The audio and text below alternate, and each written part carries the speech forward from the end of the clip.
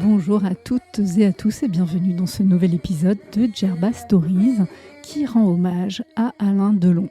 Nous allons en effet parler de ses différents passages à Djerba, notamment lors du tournage du film Les Aventuriers et aussi pendant des vacances à l'hôtel Ulysse Palace.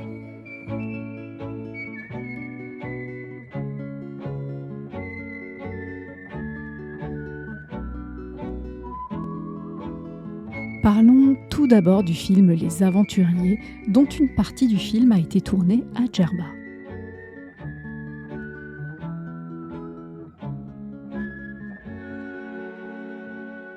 Les Aventuriers est un film d'aventure franco-italien, coécrit et réalisé par Robert Enrico, sorti en France en avril 1967, d'une durée de 1h50. Il s'agit de l'adaptation de la première partie du roman homonyme de José Giovanni. Avec un très beau casting, dont Alain Delon, Lino Ventura, Serge Reggiani et Johanna Shimkus. Alain Delon y a joué le rôle de Manu, un pilote surdoué aux côtés de Roland, mécano inventif, deux amis à la vie et à la mort, férus de sport extrême et d'aventure. Tous deux voient leur projet tomber à l'eau, notamment de passer en avion sous l'Arc de Triomphe à Paris. Pour se consoler de leurs échecs, ils acceptent de partir à la recherche d'un trésor englouti au large des côtes congolaises, à la suite d'un accident d'avion. Ils amènent avec eux Laetitia, une jeune artiste sculptrice. Qu'est-ce que t'en penses, toi, de cet avion? Quel avion? Celui du type de l'aéroclub, là. C'est bien l'avion qui est tombé en mer. Au Congo, non? Tu vas pas avaler ça? Dans ce secteur, il y a un avion avec 1,5 milliard dedans. Par combien de fond? 5 mm peut-être? Non, en vue de 7 côtes. Pas plus de 100 mètres. Et toutes les cartes marines sont d'accord là-dessus. Hein? Ouais. Où ça? Là. Kipunji.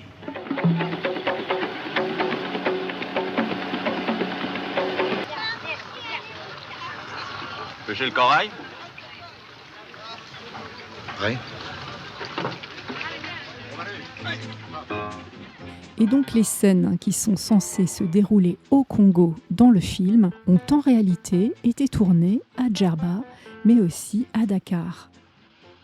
C'est donc à cette occasion qu'Alain Delon s'est rendu sur l'île pour la première fois. Ce film aura eu comme mérite d'avoir surtout intéressé à la production la société Cotudic, jusque-là confinée dans l'exploitation et la distribution des films étrangers en Tunisie. Ah bah j'en ai marre, hein. T'es sûr au moins qu'il est tombé dans l'Atlantique, oui? Et alors? Alors c'est tout. Ça vous intéresse pas? Qu'est-ce qui nous prouve que t'es vraiment le pilote de l'avion? Rien. Sauf que je connais l'endroit. Quant aux scènes cultes finales du film, elles ont été tournées à Fort Boyard 23 ans avant sa restauration et sa reconversion en décor de jeux télévisés, puisqu'il paraît que c'est en découvrant les dernières images des Aventuriers que le producteur Jacques-Antoine eut l'idée de transformer Fort Boyard en citadelle d'un jeu d'aventure télévisé dont le succès ne s'est pas démenti depuis 1990. Vite, venez!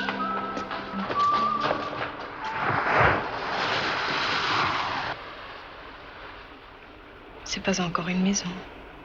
C'est un vieux fort en pleine mer. L'atelier dominera tout. Il y aura la tempête tout autour. J'aurai l'impression de vivre au milieu des vagues. Alors, vous venez? C'est par là. La propre fille d'Alain Delon, Anouchka, a d'ailleurs accepté de jouer les aventurières du fort en se confrontant à ses propres peurs, ce qui a constitué un joli passage de témoin.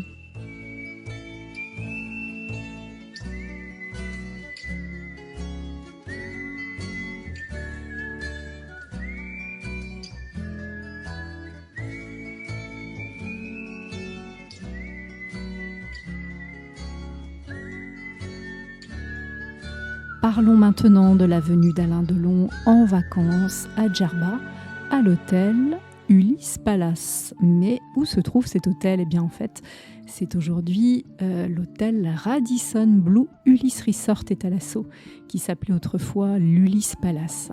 Il a d'ailleurs célébré en mars 2024 son 55e anniversaire.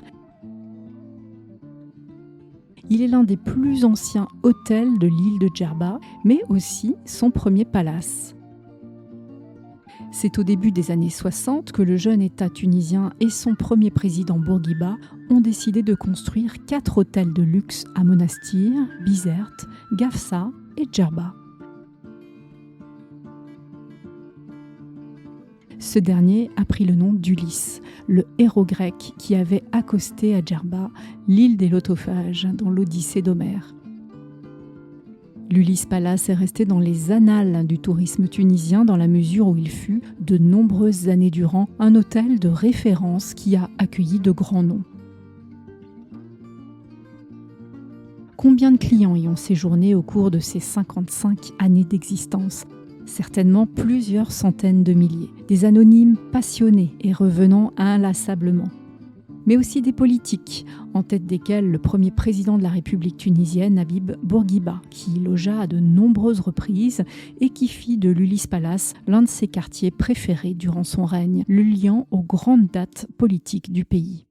Il y eut ainsi au fil des décennies de nombreuses célébrités qui descendirent à l'Ulysse Palace, stars éphémères ou véritables légendes, de grands noms de la littérature comme Françoise Sagan, de la chanson Juliette Gréco ou du cinéma avec Alain Delon, qui tous succombèrent eux aussi au charme de l'hôtel.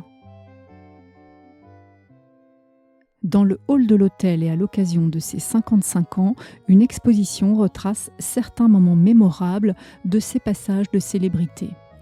L'hôtel arbore aujourd'hui une grande enseigne internationale, en l'occurrence le Radisson Blu. L'établissement peut en effet s'enorgueillir d'être toujours l'un des plus hauts lieux de l'hôtellerie à Djerba, une véritable référence, une adresse incontournable qui, jusqu'à l'année 2010 au moins, affichait complet au mois de mars à novembre.